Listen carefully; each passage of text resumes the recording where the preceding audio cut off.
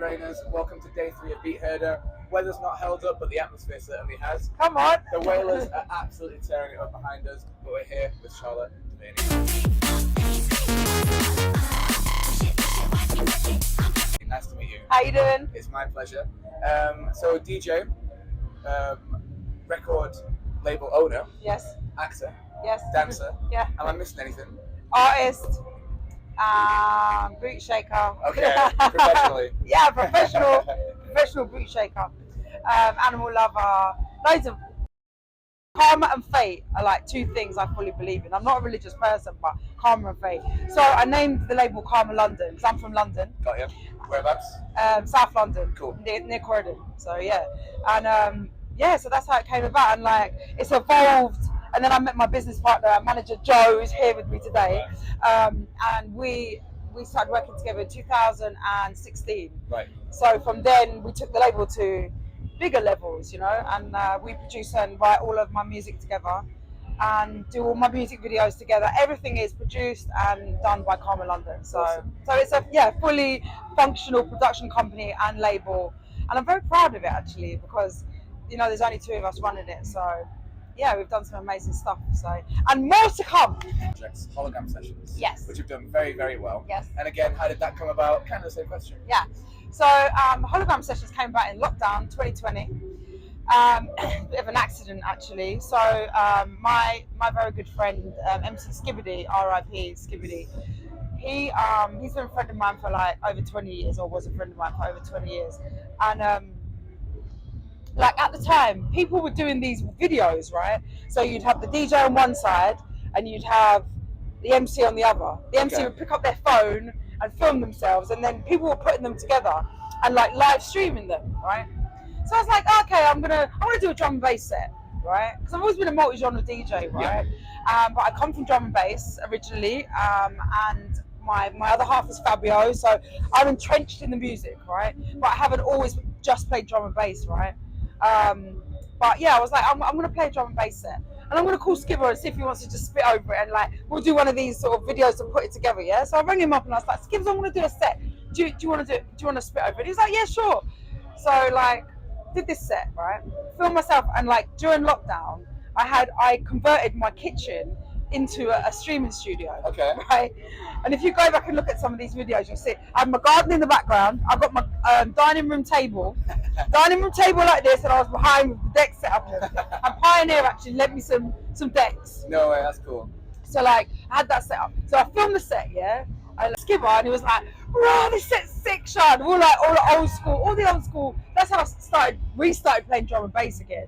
Playing all the classics, playing all the stuff that I'd grown up to, danced to as a Nani shaker. And anyway, filmed the set, right? Sent him the audio. Back, audio, right? No video. Right, okay. So I rang up, I was like, Skib, where's the video, bruv? And he was like, oh, it was a whole hour, you know, Sharp. Like, it's a bit too long for me standing there holding my phone. So I thought I'd just give you the audio and you could put it over the top. And I was like, what am I going to do with this? So we were sitting there, and like I pulled all these videos off YouTube, and like various videos of Skipper, right? And I found this video of him on a black background on a music video. So we're sitting there, right, me and Joe, playing around with it, and then he was like trying all these different effects. We've got this 15-second loop, right? Trying these different effects, and then suddenly this hologram effect came on it, and we were like, oh, that looks cool. So we put it on the video, right, and looped it for the whole hour. This 15-second clip of Skipper. People went nuts for it. Got over 100,000 views, right? So we're like, whoa, there's something in this hologram thing. Like, people like this. Let's try and like do this properly.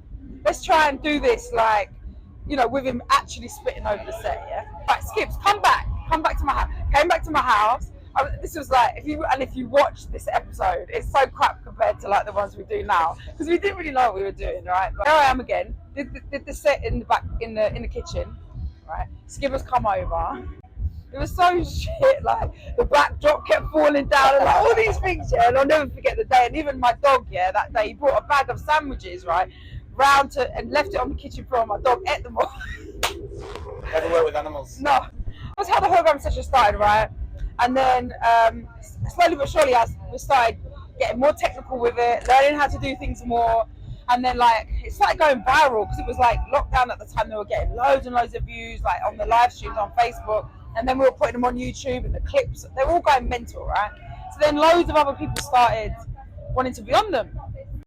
And then I think we did Shabba and General Levy and like and so on, like loads, like so many MCs of grace from garage and drum and bass, and even like Big Nasty, we've done a grime one, and they're continuing. You know, we've done some amazing stuff, and today the production level on them is just amazing. So look, like, I always say this from the very start when people ask me about this. I talk about Skibber, and I talk about the fact that by accident he blessed me with the hologram sessions, you know, and like I knew Skibber from, like I say, from when I started out in the drum and bass scene when I was 18 as a dancer, and he was a good friend of mine. So obviously still am completely heartbroken that he's not with us anymore. All the best things that have happened to me have been by accident. It's been like, I think sometimes when you plan things too much, like they never really, like, you know, when you, like if you film something, you go, yeah, I'll film this to go viral. Like this is gonna go viral definitely. We put it up, it gets 100 views, and you're like,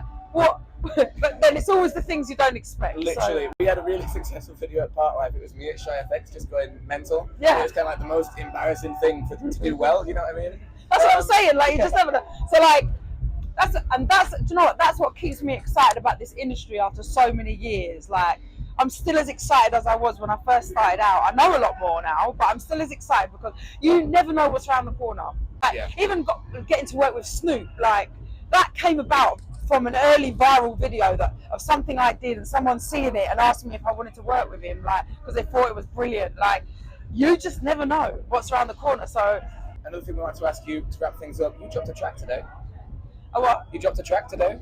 I dropped a track. My last track was like a month ago. Oh, got you. Was it Don't Let Me Leave? Don't Let Me Leave. Yeah. That came out on the 14th of June. Right, gotcha. Yeah, the garage tune. Yeah, yes. tell us about it. Yeah. So Don't Let Me Leave came out 14th of June with a singer called Leanne Louise, who's amazing. It's a garage kind of house tune. Like I say, I like to do multi-genre. Yep. Last couple of releases have been like house and garage, but before that was End Bad, which is a drum bass track with MC Neat, as you've never heard him before, and an artist called Devaneys, who I actually discovered when she was 14. Wow. I discovered her when she was 14.